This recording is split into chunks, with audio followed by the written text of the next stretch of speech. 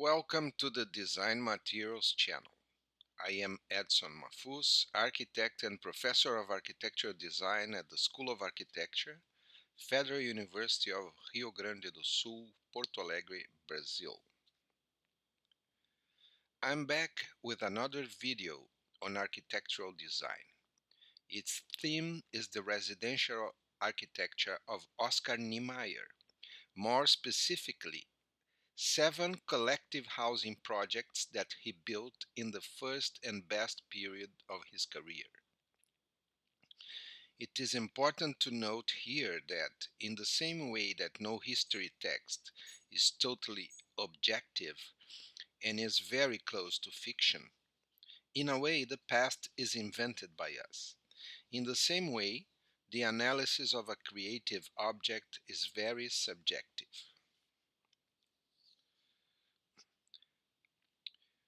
What am I going to present next is closely related to a way of looking at architecture that developed over the second half of the 20th century, and which involves a negative evaluation of most modernist urbanism.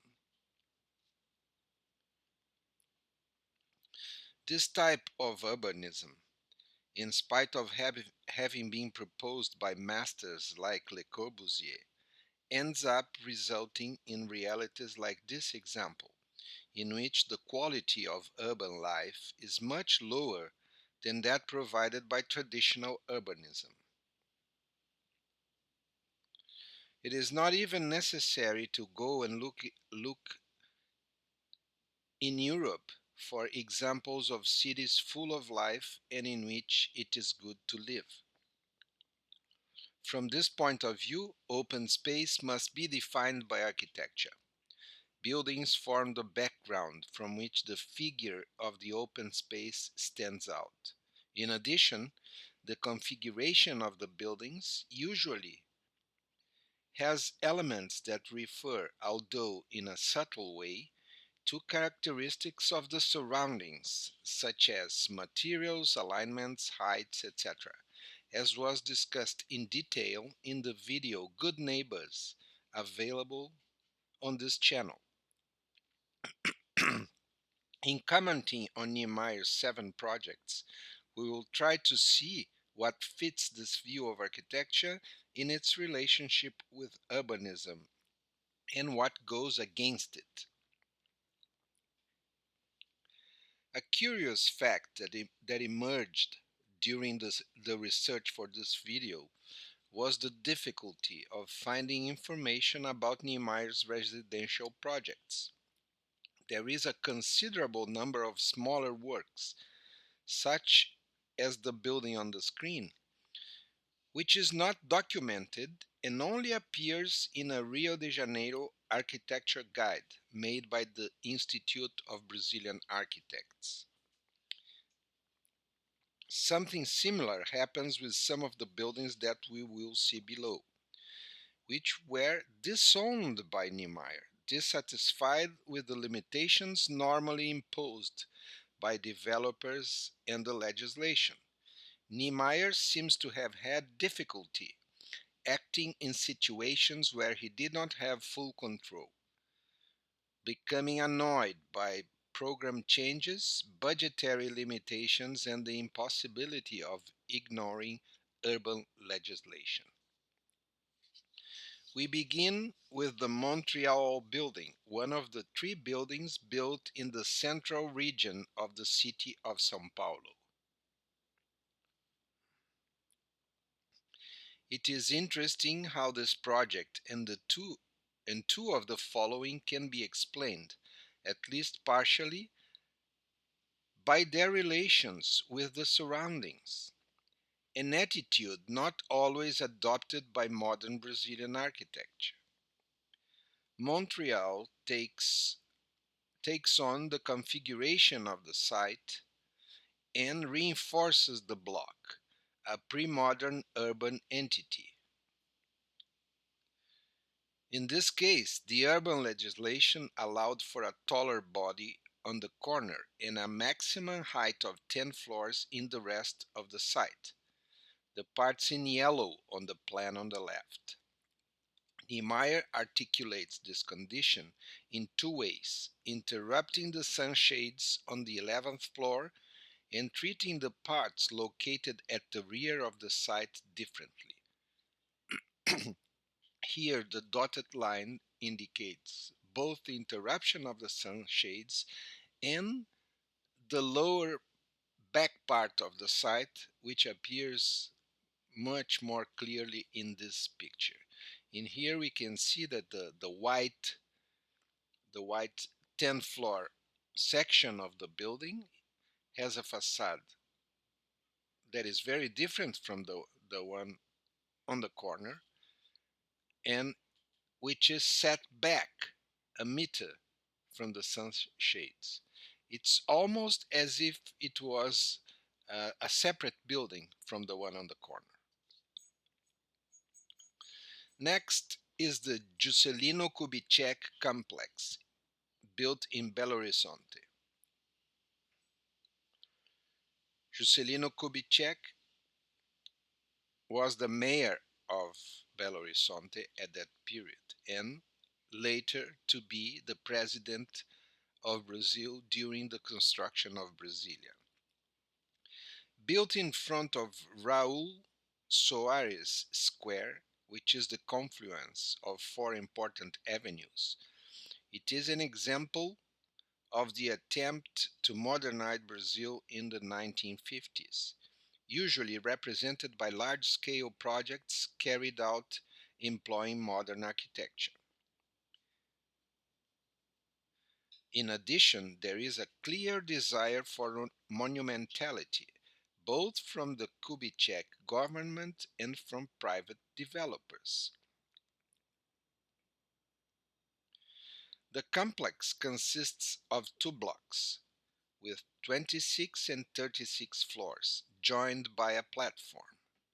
The two blocks together house 1,086 apartments, where more than 5,000 people live. In terms of population, it is larger than many small cities in Brazil.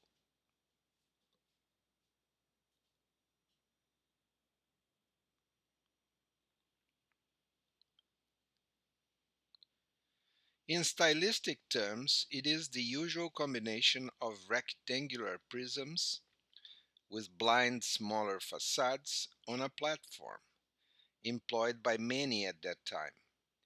One distinctive element are the pillars that elevate the prisms above the platform, a case of an ongoing experiment that culminates in Brasilia.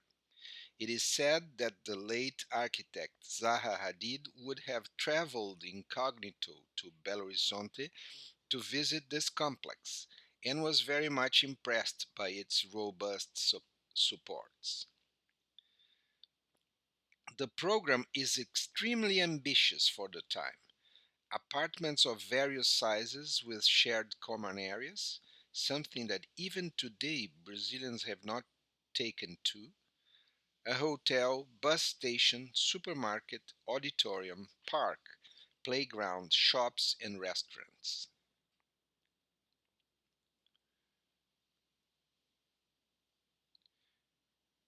Today, it is possible to see clearly that there are many problems with this initiative. Although the complex adopts the shape of the site, there is clearly a problem of scale in the relationship with the surroundings. The formal relationship between the parts and the surroundings could go further, especially the position of the tower in relation to the circular square which it faces, as its radial geometry was not taken into consideration. Being so big, the complex also reveals the problem of excessive density, which, contrary to what one might expect, does not contribute to sociability and life in community.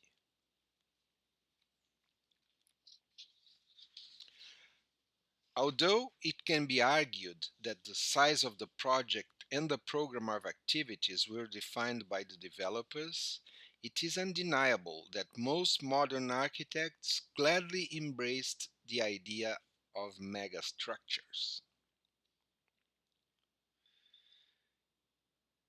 The Eiffel Building is the second of the buildings built in the center of São Paulo.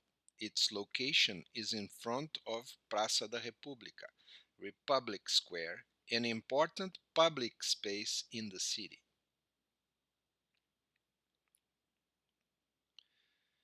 It is located very close to one of Niemeyer's emblematic buildings, Copan, which we will see next.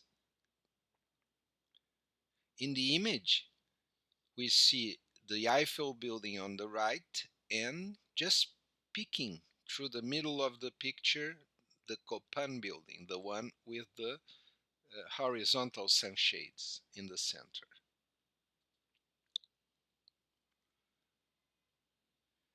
Although Niemeyer has always stated that he created from nothing and never referred to the architecture of others, it seems evident that the formal reference for this project is Le Corbusier's Cartesian skyscraper, or perhaps it's just a huge coincidence.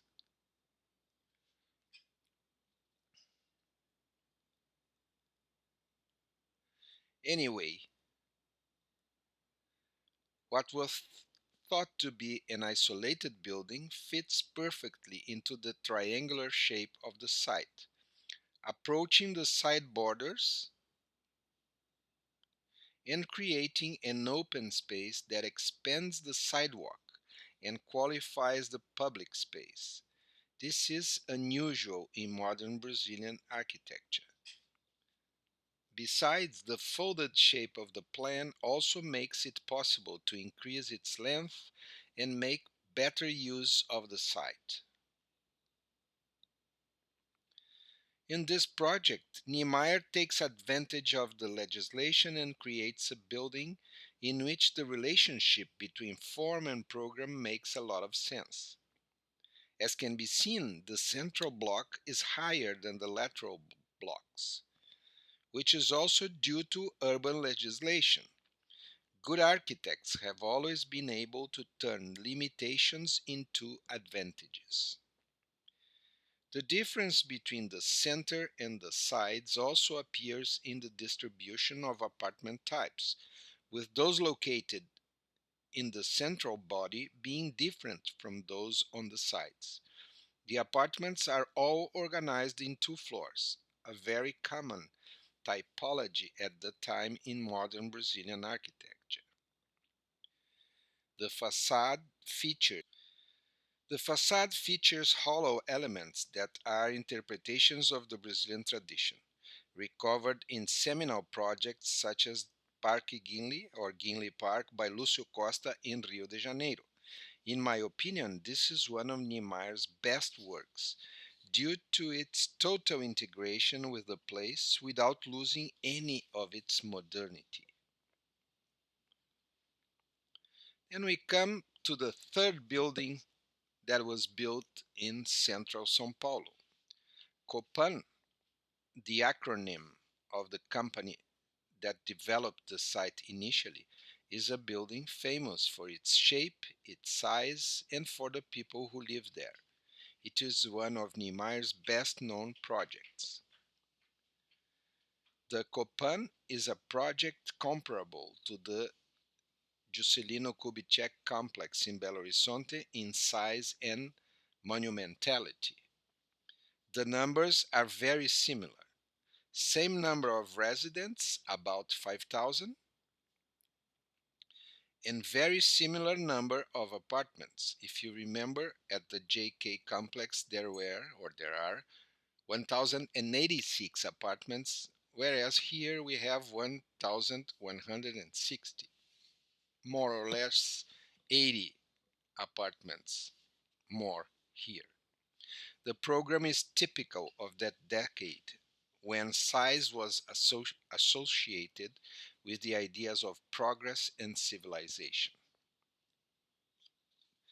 Although many relate Copan's sinuous shape to Niemeyer's project for the Hotel Quitandinha, whose client was the same as that of Kubichek's complex, or even those of Le Corbusier for Algiers, according to his collaborator Carlos Lemos, the shape of the building was due to its adaptation to the difficult site. This gives the building a fluid form and a clear formal identity, which would hardly be achieved with a solution that aggregated rectangular blocks. The original project foresaw a hotel on the site located in front, both forming a group joined by a large marquee.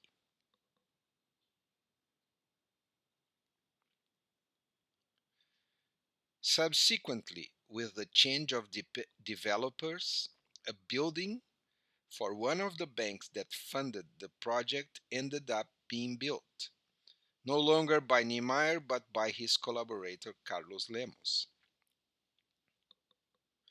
In my opinion, the most positive aspect of the Copan building is its relationship with the surroundings through the commercial gallery that was created on the two lower floors. The base of the building continues the commercial use of downtown's ground floors and, so to speak, brings the city into the complex.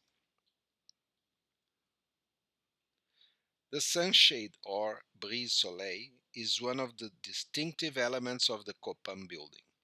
With its depth of 1 meter 45 centimeters plus 45 centimeters of distance to the glass, it creates a shaded transition zone and allows the facade to be completely glazed. It is a pity that the two interruptions along the facade have nothing to do with what happens inside the building, contrary to what was seen in the Montreal Building.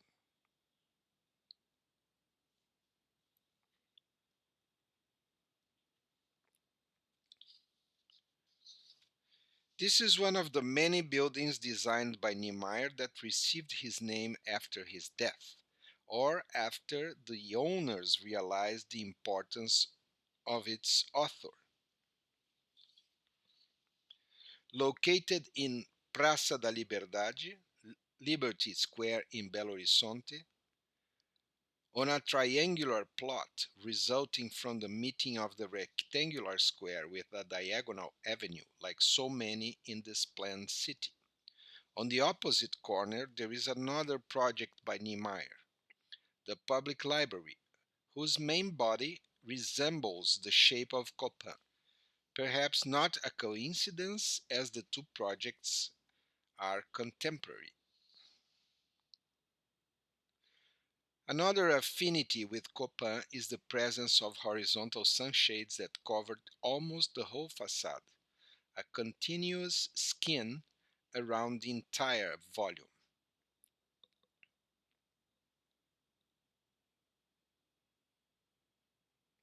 The general shape of the plan leads to a wide variety of spaces and to apartments that are quite different from each other in their spatial organization.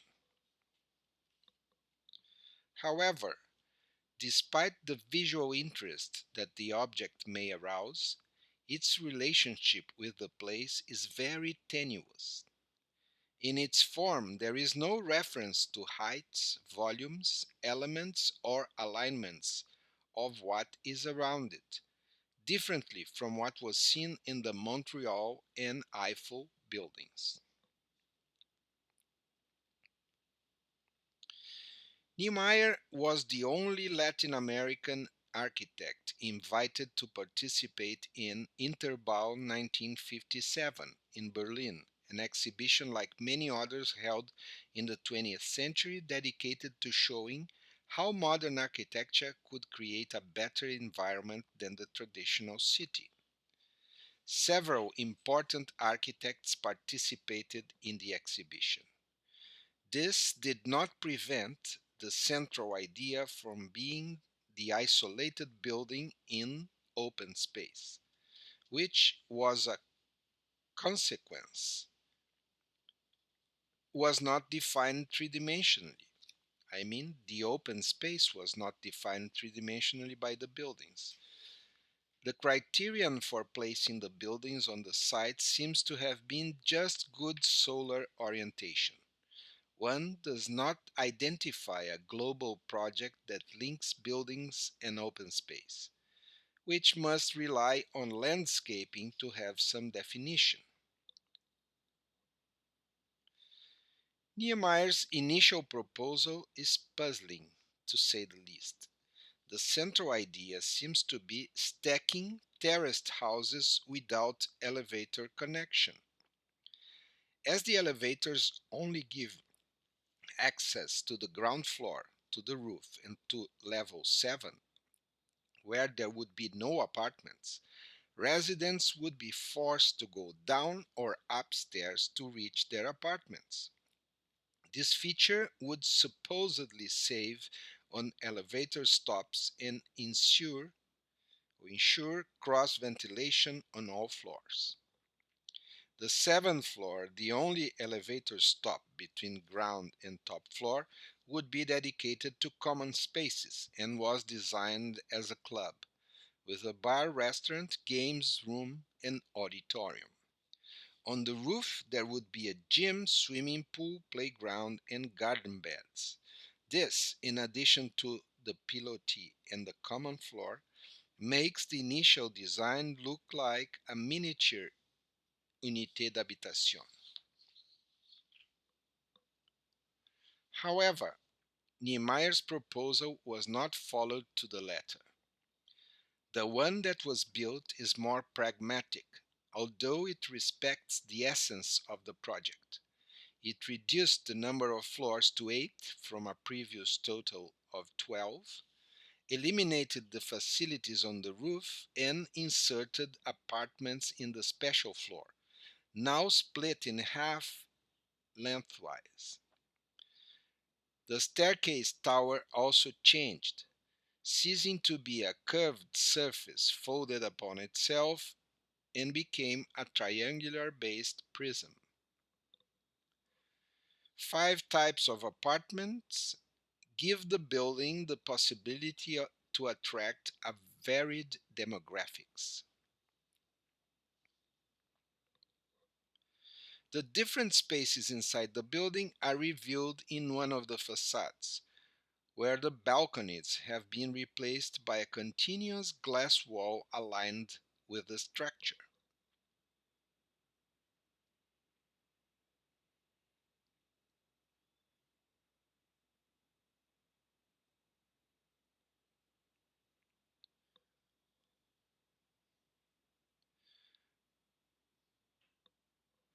The pilotis is a recurring feature in Niemeyer's work.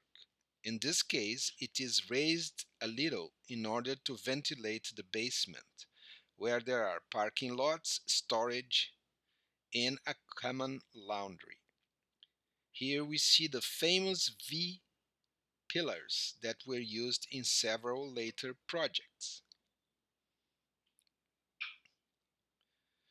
Despite being an interesting space, this pilotis only serves to enter the building. Its use here seems questionable because, on the one hand, there is no lack of space on the Interbau site, and, on the other hand, no other activity has been proposed for this area besides protecting the entrances.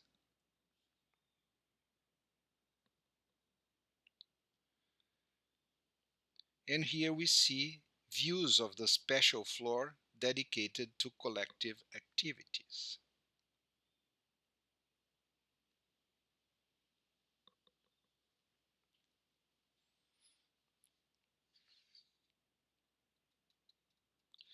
This is the last residential project in this sequence. If Niemeyer did more than these, there is no record at the Oscar Niemeyer Foundation or on the internet. It is a superblock located in Brasilia, designed as a model for the other superblocks. In this project, it is inevitable to discuss not only the building, but also and mostly the urbanism it materializes.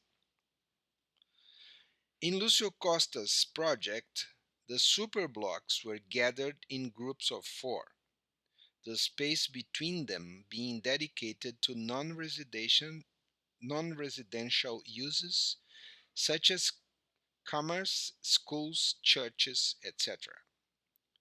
The aerial view of the residential wards of Brasilia highlights the difficulty in forming a continuous fabric and the insular condition of the superblocks. This becomes even clearer when we compare Brasilia with one of Vandenbroek and Bakima's urban projects in Holland. In these, the fabric is continuous and it is difficult to determine where a block begins and ends, quite contrary to what happens in the Brasilia city.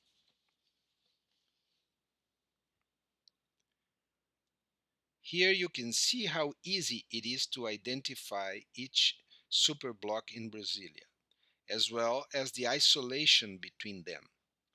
In the Dutch project, similar selections reveal different groupings that always make up a coherent group, revealing a complex project that, due to the continuity and compactness of the urban fabric, is capable of generating a quality comparable to that of the traditional city.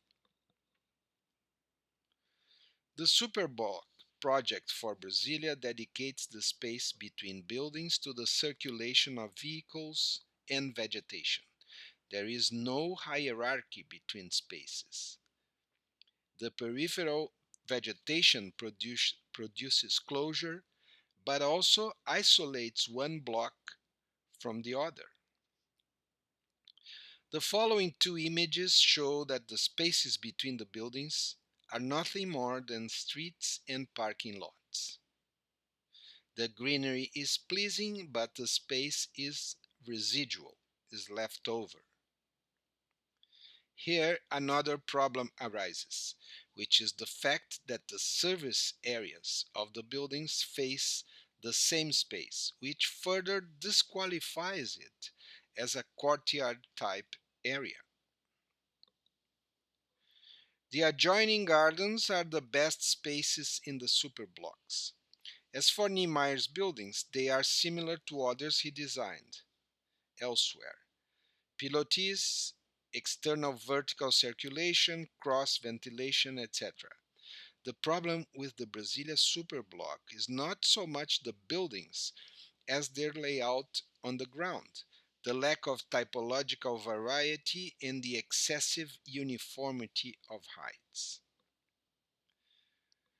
So much so that the architect Hélio Pignon made an alternative project to the super block of Brasilia, in which he divides it into 9 smaller blocks measuring 85 by 85 meters each, organizing vehicular circulation, mixing buildings of different type and size, creating smaller spaces defined by the buildings, all characteristics that are missing from the superblocks of Brasilia. It is true that all these negative aspects have more to do with the superblock design than with Niemeyer's project for Superblock 108. But perhaps some of the problems just mentioned would be minimized if the same building was not repeated without variations across the site. The analysis of these 7 projects confirms the quality of the work carried out in what I consider to be the best period of Niemeyer's career, namely that which runs from its beginning in the 1930s to the end of the 1970s. Thank you very much for watching this video, and I do hope you come back for more next time.